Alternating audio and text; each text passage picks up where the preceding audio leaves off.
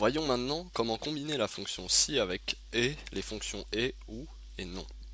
Donc par exemple, vous pouvez vouloir utiliser une fonction si, mais avoir besoin de tester plusieurs conditions. C'est-à-dire que là, dans notre exemple simple, nous considérons une campagne de sensibilisation par exemple contre l'alcool au volant, et nous voulons que les personnes ciblées aient à la fois moins de 25 ans et qu'elles aient le permis de conduire. Donc comment faire pour renvoyer oui dans ce cas-là et non dans le cas où elles auraient plus de 25 ans ou qu'elles n'auraient pas le permis de conduire? C'est très simple.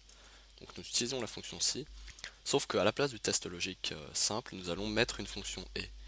La fonction et renverra vrai si les deux tests logiques, enfin deux ou plus, mais là dans l'exemple ce sera deux, seront vérifiés. Donc nous testons d'abord que l'âge est bien inférieur ou égal à 25, et la deuxième condition, que la personne ait le permis. Donc il faut que la case permis soit égale à oui. Donc avec des guillemets car nous testons l'égalité par rapport à un texte. Fermons la parenthèse, donc cette fonction renverra vrai si jamais nous sommes bien dans le cas voulu, et faux sinon. Donc si elle renvoie vrai, nous renvoyons ici intéressé, parce que la personne est intéressée par, la campagne, et sinon nous renvoyons non, non intéressé par exemple. Vous mettez le texte que vous voulez. Je ne sais pas, ça va rentrer dans les cases.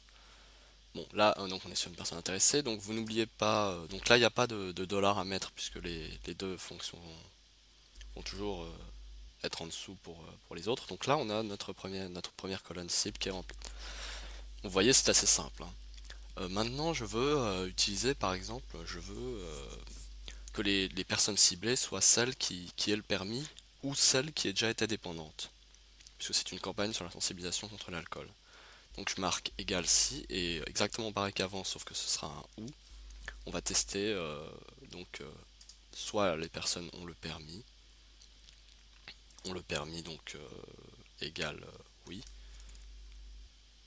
ou alors si jamais les personnes ont été dépendantes, c'est-à-dire que la case dépendante égale oui, alors donc si une des deux conditions est vérifiée, on veut renvoyer intéressé,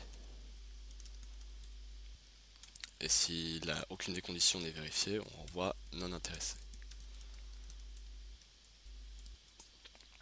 Donc on duplique.